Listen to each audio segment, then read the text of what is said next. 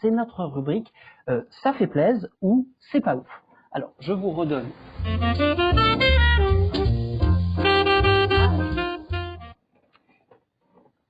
Alors, ça fait plaise ou c'est pas ouf, le principe est assez simple. Nous avons sélectionné 4 informations. Là aussi, je voudrais que vous nous disiez si ça vous semble plutôt une bonne chose ou si c'est pas suffisant et brièvement, pourquoi. La toute première information, ce sont les 1000 milliards d'euros pour le climat qui sont le montant du Green Pact européen présenté par Ursula von der Leyen. Ça te fait plaise ou c'est pas ouf? Grâce au score qu'on a fait en France et ailleurs aux élections européennes, grâce à la jeunesse qui a marché dans la rue et les citoyens qui ont marché dans la rue, grâce au fait que l'écologie est la nouvelle frontière économique, la nouvelle frontière de rationalité, fait que l'écologie, le New Deal écolo, est au cœur de l'agenda européen. Ça me fait plaisir. Mais attention, hein, sur les 1000 milliards de budget, aujourd'hui c'est plutôt 30% qui iront sur le climat. Donc potentiellement le reste peut aussi, et c'est les combats qu'on mène, financer des énergies fossiles. Donc ça, il va falloir trouver de la cohérence. Dans le budget européen, il y a la politique agricole commune. Vous savez, la politique agricole commune, c'est 10 milliards d'argent public européen tous les ans vers notre agriculture. Franchement, on mériterait de soutenir tous les paysans qui veulent sortir le plus rapidement possible des pesticides, qui veulent embaucher, qui soutenir les jeunes qui s'installent. Bon. Donc, ça fait plaisir l'évolution de l'agenda politique européen.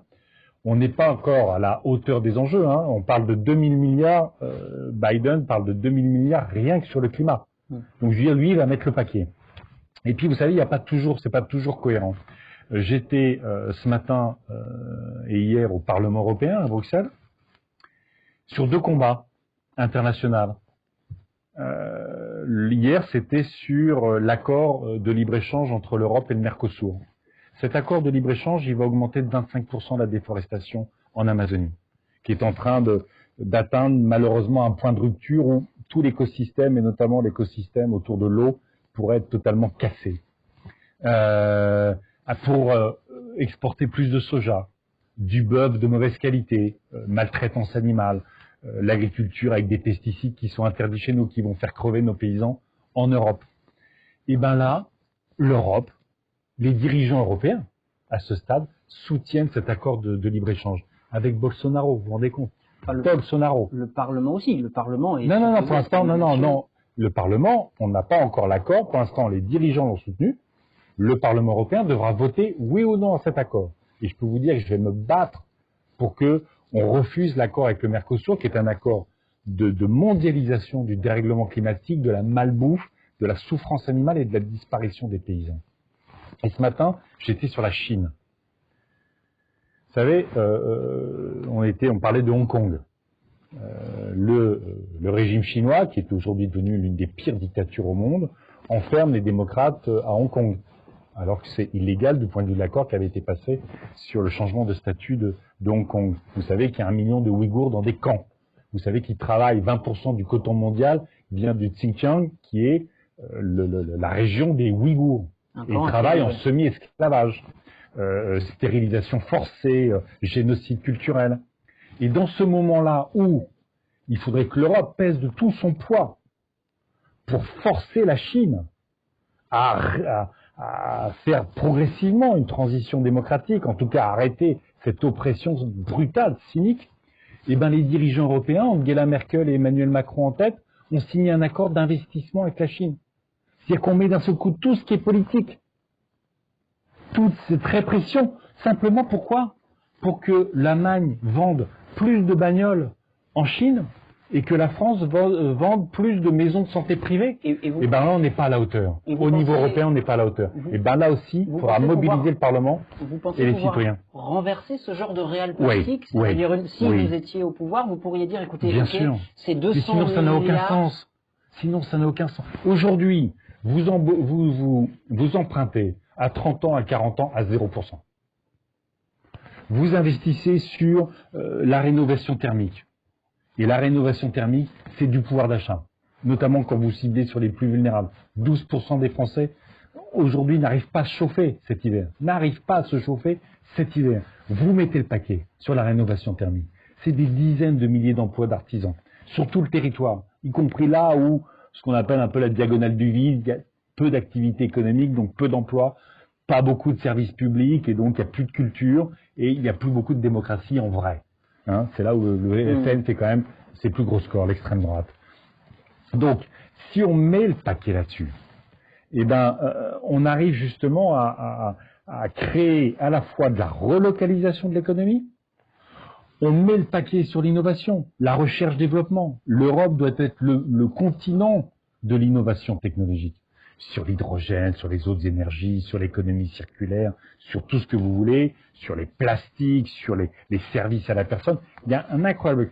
Et si on met ce paquet-là, je peux vous dire que l'Europe ou les Européens seront tellement fiers d'être à la fois Picard, moi je suis Picard, français et européen, et d'appartenir au fond à la communauté humaine, parce qu'à ce moment-là, l'exemple qu'on donnera au monde sera un exemple positif. Autre actualité, les 2 millions de signatures qui ont porté la pétition de l'affaire du siècle devant les tribunaux, les audiences ont eu lieu la semaine dernière. La rapporteure publique reconnaît une faute de l'État dans la lutte contre le changement climatique. Ça fait plaise ou c'est pas ça ouf, fait plaise. ça fait plaise. Ça fait plaise. Après, si vous voulez, c'est un aveu d'échec. Si il y a eu cette procédure juridique et cette forte mobilisation citoyenne, c'est pas pour emmerder Macron, c'est juste parce qu'il fait pas le boulot sur le climat. Vous savez, Macron, après la crise des Gilets jaunes, il a pris 2 initiatives. Il a installé un haut conseil sur le climat. Qu'est-ce que dit le haut conseil sur le climat? Les experts qu'il a installés. Il dit, la France, vous, monsieur Macron, il faudrait faire 3 fois plus sur le climat. 3 fois plus, pas un peu plus. 3 fois plus. Le Haut Conseil dit, sur les énergies renouvelables et sur les économies d'énergie, on est en queue de peloton européen. Et on sait à quel point ce gouvernement a reculé sur les néonicotinoïdes, sur le glyphosate et sur les pesticides, comme sur la pollution de l'air. Deuxième innovation du président de la République, une très belle innovation également, la Convention citoyenne.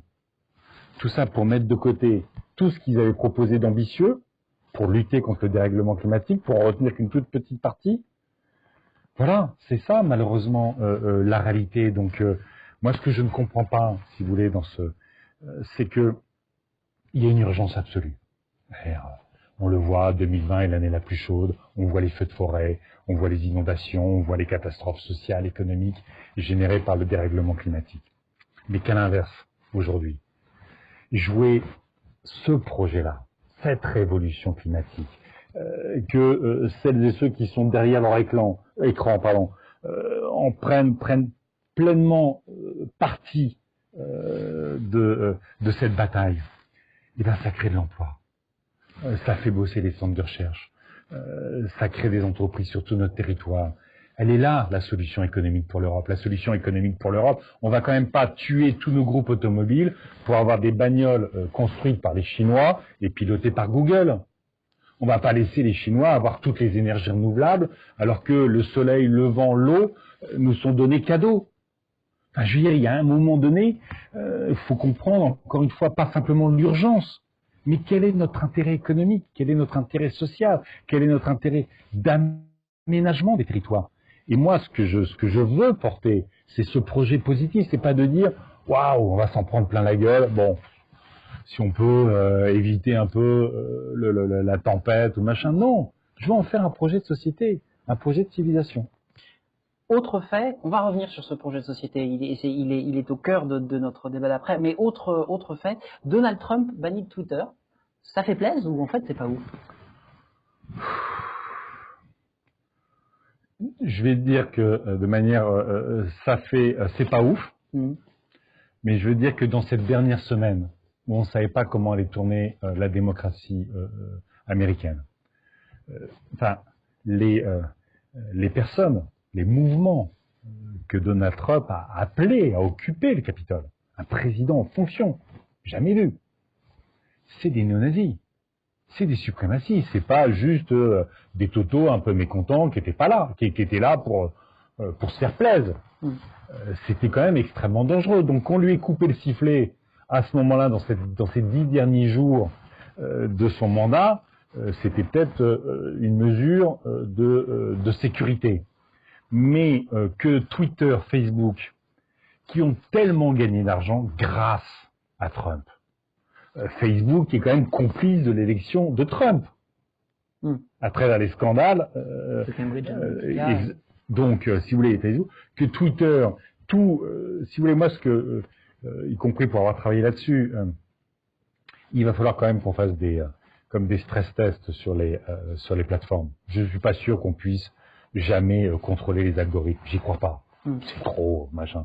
Mais on peut parfaitement faire des tests, des stress tests sur les algorithmes pour savoir si, quand vous mettez un message de haine et que vous mettez un message d'amour, est-ce qu'il n'y a pas, par l'algorithme, une amplification du message de haine, les publicités derrière pour gagner de l'argent. C'est ça les tests qu'il faut faire sur ces algorithmes-là.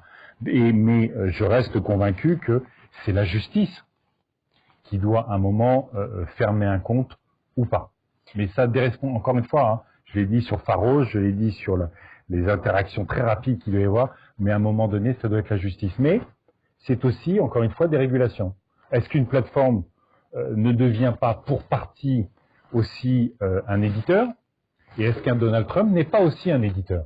Donc responsable. Donc responsable de ce qu'il dit. Je pense que quelqu'un qui a 300 followers, voilà, quelqu'un qui en a 30 000, 300 000, 30 millions, il devient un éditeur, donc il doit assumer aussi la responsabilité d'un éditeur. Dernier fait, Israël a vacciné, à vendredi dernier, Israël avait vacciné 25,3% de sa population, la France 0,6%. Ça fait plaisir parce que le gouvernement a pris en compte une part de la population qui peut-être ne voulait pas être brusquée ou qui avait un peu peur de cette avancée de la science, ou c'est vraiment pas ouf, voire c'est vraiment la loose. C'est la loose. C'est la loose parce que... alors, Israël, c'est un cas particulier. À la fois, c'est un pays qui est construit sur sa capacité de réactivité, du fait de son histoire et de son contexte.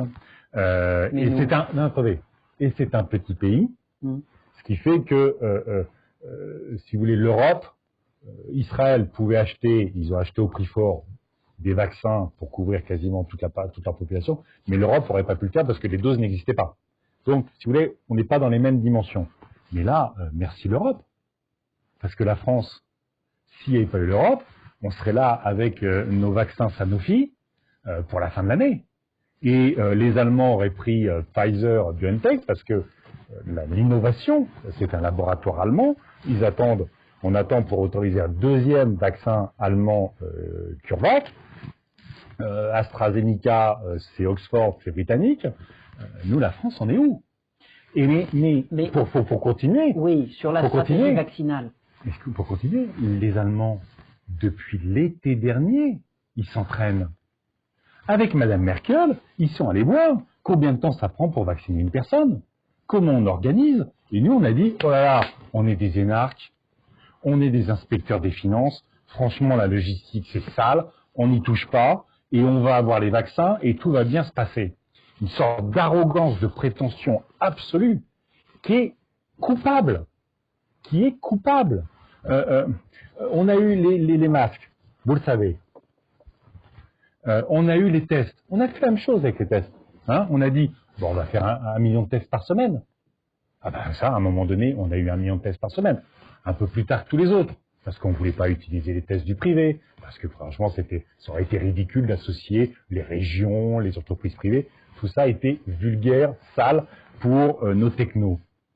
Mais une fois qu'on a eu les tests, ah ben oups, il y a des queues de 3 heures. Ah ben oups, on ne peut pas analyser les tests, on les recevait 5 jours après. Mais bon, 75 € au laboratoire, mais les tests ne servaient à rien. Erreur de logistique, on allait apprendre. Et on se retrouve avec la vaccination dans exactement la même situation. Et aujourd'hui, on commence à petit rattraper, mais chaque jour de retard, c'est des morts. Il ne faut pas se raconter d'histoire. Donc c'est une faute politique. Donc c'est une faute politique. Chaque jour de retard, c'est des morts. Sinon, ça ne veut rien dire. Et là, on est en train de recommencer sur le séquençage. Ah ben, oups, on avait oublié qu'il allait y avoir des variants.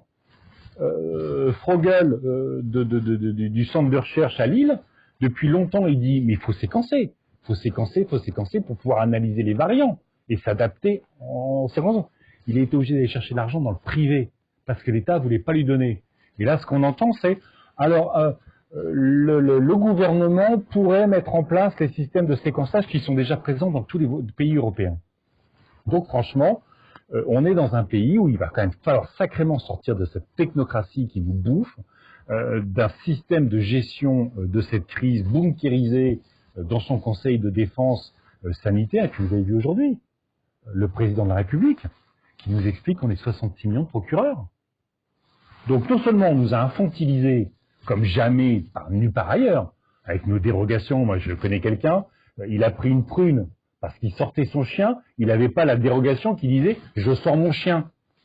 Quand il était contrôlé, il dit « écoutez, je sors mon chien là, vous voyez, il y a le chien, il y a la laisse, je sors ». Ah ben non, vous n'avez pas la dérogation en mettant « je sors mon chien ». Donc si vous voulez, on ne peut pas quand même être infantilisé plus que ça. Mais maintenant on est culpabilisé. On est 66 millions de procureurs. C'est-à-dire que les Français qui vivent la déprime, explosion des envies suicidaires chez les jeunes, très inquiétant ce qui se passe pour les jeunes. Le chômage, les gens qui font la queue pour des colis alimentaires, et ils se font engueuler. Emmanuel Macron ose continuer à engueuler les Français. Et bien ça, si vous voulez, ça ne participe pas de l'apaisement de notre société qui est tellement nécessaire, ça continue à la diviser. Et puis, ce qu'on avait commencé la question notamment sur Trump, je fais là. Oui, là, je vous vois faire un joli salto, mais allons-y. Non, mais ce que je veux dire, c'est que pour 2022, il va falloir faire attention, quand on va choisir une présidente ou un président, à sa relation à la démocratie. Alors, on sait que l'extrême droite, j'espère qu'on est vacciné avec l'extrême droite, avec ce qui s'est passé avec Trump. Je veux dire, ils sont capables de charger, d'attaquer l'Assemblée nationale, finalement, si on comparait, quand ça leur convient plus. Mais toutes celles et tous ceux qui sont capables, y compris dans des moments de crise, de faire confiance aux élus locaux, de faire confiance aux syndicats, de faire confiance aux Français.